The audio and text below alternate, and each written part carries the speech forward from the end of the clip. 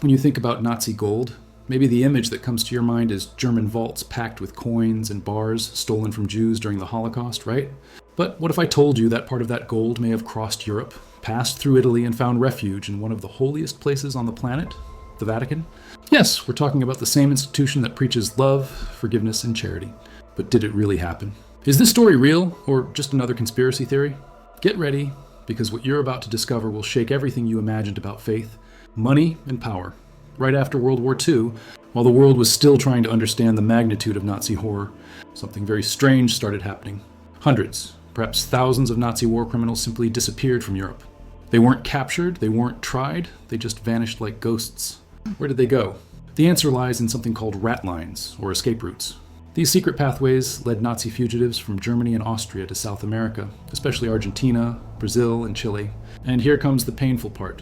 Some of these routes passed directly through Rome and were facilitated by members of the Catholic clergy, declassified. Documents from the United States reveal names like Austrian Bishop Alois, Hudal, and Croatian priest Krunoslav Draganovic as central figures in this operation. Hudal was known for his sympathy toward Nazism, and Draganovic operated from a pontifical college in Rome, San Girolamo, which became a true shelter for fascist fugitives. But why would priests help Nazis? The official justification was fighting communism. In the minds of some Catholic leaders, Nazis could be useful allies against the Soviet threat that grew after the war. But was that all? Or was there something more at stake, something more valuable, like gold?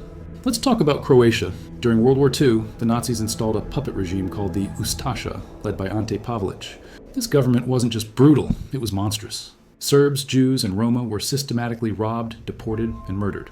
All the gold, jewels, and assets confiscated from victims ended up in the Ustasha treasury, which, according to American reports, could be worth up to $80 million at the time, something close to $800 million in today's values. When the war ended and the regime collapsed, where did this treasure go? United States intelligence reports released in 1998 reveal something disturbing. A reliable source indicated that about 200 million Swiss francs, approximately $47 million, of Ustasha gold reached the Vatican. This gold would have been transferred to Swiss bank accounts through the Vatican Bank, the Institute for Religious Works, known by the acronym IOR. Part of this money allegedly financed the ratlines, allowing war criminals like Pavelic himself to escape to Argentina. Father Draganovic, who operated from San Girolamo in Rome, admitted to an American agent that he received up to 10 trucks loaded with stolen goods in 1946. Where else could this gold have gone, if not to the Vatican Bank? The Vatican has always denied these accusations. When Holocaust survivors tried to sue the Vatican Bank seeking reparations, the case was dismissed. The institution claimed sovereign immunity, and the lack of concrete evidence prevented any legal progress. But the absence of definitive proof doesn't mean absence of evidence. Historians point out that the Vatican refused to fully open its archives about the World War II period. Until recently, documents about the papacy of Pius XIII, the Pope during the war, remained secret. Why so much secrecy if there's nothing to hide? Now let's better understand what the Vatican Bank is and how it works. Officially founded during World War II, the IOR was created to manage accounts of religious orders, cardinals, bishops, and priests. But over the decades, this bank became famous for something very different: financial scandals. Because of its nature as a sovereign state, the Vatican doesn't need to follow the same transparency rules as other countries. This made the IOR a true haven for those who wanted to hide money. Suspicious transactions, money laundering, connections with the Italian mafia. All of this has been associated with the world's holiest bank. One of the most shocking cases involving the Vatican Bank happened in the 1980s with Roberto Calvi, nicknamed God's Banker by the Italian press. Calvi was chairman of Banco Ambrosiano, which had the IOR as its main shareholder. He used a complex network of offshore accounts to move billions of liras illegally. When everything collapsed in 1982, a hole of $3.26 billion was discovered. Calvi fled Italy with a fake passport but didn't get far. His body was found hanged under Blackfriars Bridge in London, with thousands of dollars in his pockets. Initially classified as suicide, later investigations concluded it was murder. Who killed him? Suspicions fell on the Sicilian Mafia, the P2 Masonic Lodge, and of course, the Vatican itself. The IOR paid $244 million in settlement with Banco Ambrosiano creditors, but never admitted direct involvement. Here, I want to pause and ask you something. Do you think a religious institution can simultaneously represent spiritual values and be involved in such obscure financial dealings? Leave your opinion in the comments, because this duality is at the heart of the matter. How can a church that speaks of humility and justice be connected to so much dirty money? Let's go back in time to understand how the Vatican became a financial powerhouse. In 1929, Mussolini signed the Lateran Treaty, which officially created the Vatican City-State and paid a compensation of $92 million to the Pope as reparation for the loss of the Papal States in the 19th century. This money was invested aggressively by Bernardino Nogara, a brilliant financier hired by Pope Pius V. Nogara created an empire that included shares in banks, insurance companies, construction firms, and even Società Generale Immobiliare, which built the Watergate complex in Washington. By the 1960s, the Vatican controlled between 7 and 10% of the entire Italian stock market. That's real power, not just spiritual. Today, the Catholic Church is estimated to own more than $3 trillion in real estate around the world. Just APSA, the administration that manages Vatican assets, controls more than 5,000 properties globally.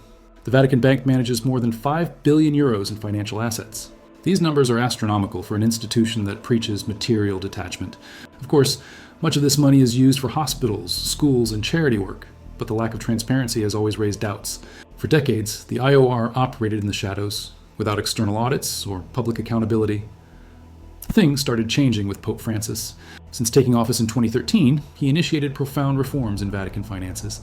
He closed about 5,000 suspicious bank accounts at the IOR, implemented external audits, and began publishing annual financial reports. In 2024, the Vatican started following European regulations against money laundering. But is it enough? Many experts say there's still a long way to go. The Church's decentralized structure, where each diocese manages its own finances, makes any effective control difficult. And the historical archives? Many remain closed or partially accessible.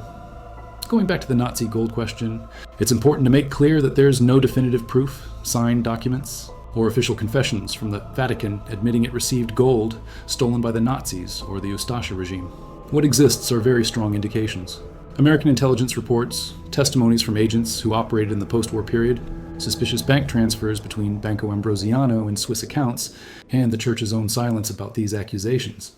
When a lawsuit tried to force the Vatican to open its records, the response was sovereign immunity. The story doesn't stop there. In the 1990s, the Eisenstadt Commission, created by the American government to investigate the fate of Nazi gold, concluded that the Vatican's cooperation in surrendering war criminals hidden in Italy was negligent. According to words from the American Secretary of State at the time, while other countries returned stolen gold and compensated Holocaust victims, the Vatican remained silent. Why? Would it be institutional protection?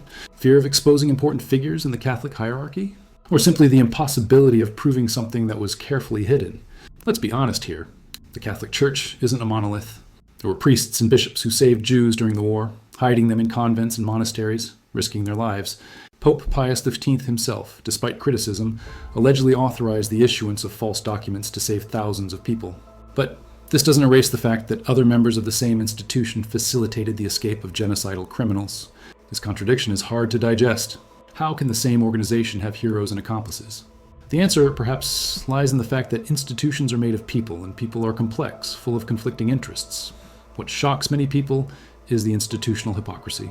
A church that preaches justice, forgiveness, and truth, but has historically operated with secrecy, accumulated immense wealth, and repeatedly got involved in financial scandals.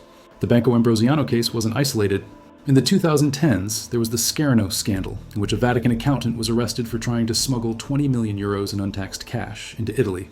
In 2010, the Vatican Bank president was investigated for money laundering after 23 million euros were frozen in suspicious accounts. These cases show a pattern, not exceptions.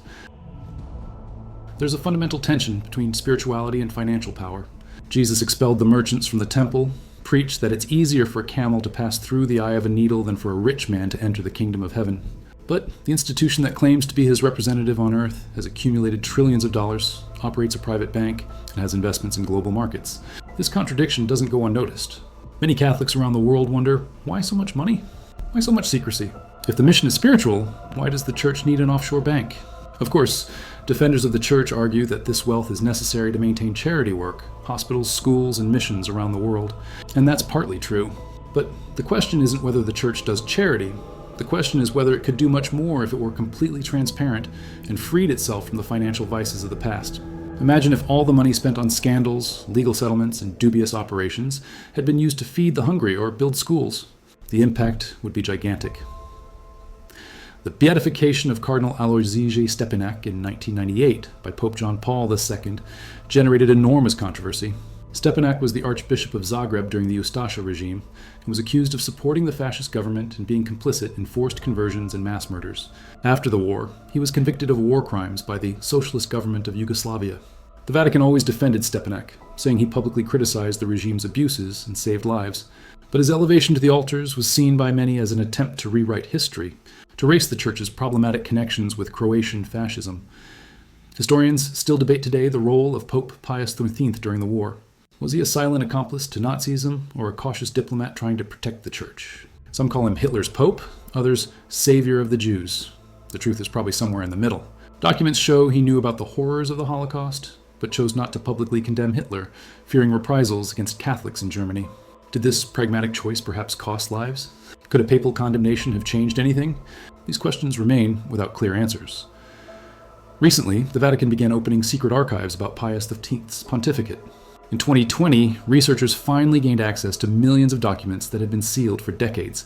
What did they find? Confirmation that the Pope knew much more about Nazi atrocities than he publicly admitted. But so far, no conclusive evidence has emerged proving direct transfer of Nazi gold to the Vatican. Does this prove innocence, or just shows that compromising records were destroyed or never created? The Nazi gold in the Vatican question raises a larger discussion about institutional accountability. Should religious organizations have the same level of transparency as governments and companies? Or does their spiritual nature justify a certain degree of secrecy? The answer isn't simple. On one hand, religious freedom requires autonomy. On the other, when religious institutions operate on a global scale, moving billions of dollars and influencing millions of lives, accountability becomes an undeniable ethical issue. Let's look at the concrete facts. We know that Nazis fled through Italy with help from Catholic priests. We know that gold stolen during the war disappeared and was never fully accounted for. We know that the Vatican Bank operated for decades without external supervision, facilitating dubious transactions. We know that American intelligence reports point to connections between the Ustasha treasury and the Vatican. What we don't know with absolute certainty is whether this gold actually reached the Holy See's coffers. But the amount of smoke is so much that it's hard not to suspect there was fire. Many historians and investigators claim the complete truth will never be known. Documents may have been destroyed, witnesses died, and the Vatican, as a sovereign state, cannot be forced to reveal its secrets. This creates a void where both legitimate accusations and unfounded conspiracy theories thrive. It's our responsibility, as people seeking truth, to separate what is evidence from what is speculation. Accusing without proof is unfair, but ignoring strong evidence is naivete. So, did Nazi gold reach the Vatican? The honest answer is, probably yes, in some quantity. But how much? How was it used? Who exactly in the Catholic hierarchy was involved? These answers remain shrouded in mystery. What we can state with certainty is that the Catholic Church, as an institution, benefited financially during and after World War II in questionable ways. This doesn't mean all Catholics are guilty, nor that the Christian faith is false. It simply means that even the holiest institutions are imperfect and can make serious mistakes. The great lesson here may be about the importance of transparency and institutional humility. When an organization refuses to open its records, admit mistakes, and apologize, it loses moral credibility. Pope Francis seems to understand this and has worked to reform Vatican finances. But internal resistance is enormous. Some say conservative factions within the Church fight to maintain the status quo, protecting ancient secrets and financial privileges. In the end, the story of possible Nazi gold in the Vatican is a story about power, money, and the moral choices institutions make when under pressure. It's easy to judge decades later, but it's important to remember that these choices had real consequences. War criminals escaped justice, Holocaust victims didn't receive reparations, and trust in the Church was shaken. These wounds haven't completely healed yet. We need to keep asking questions, demanding transparency, and not accepting convenient silences. This isn't an attack on faith, it's a defense of truth. Believing in God doesn't mean closing your eyes to the mistakes of those who claim to represent Him. On the contrary, true faith demands questioning, honesty, and constant pursuit of justice. If the Church really wants to be light in the world, it needs to start illuminating its own dark corners. This story doesn't have a definitive ending, because the complete truth hasn't been revealed yet. But every time someone raises these questions, every time documents are opened and investigations are conducted, we get a little closer to understanding what really happened. And perhaps, one day, we can finally close this dark chapter of history with the certainty that justice, even if delayed, prevailed. Until then, we keep questioning, investigating, and never forgetting.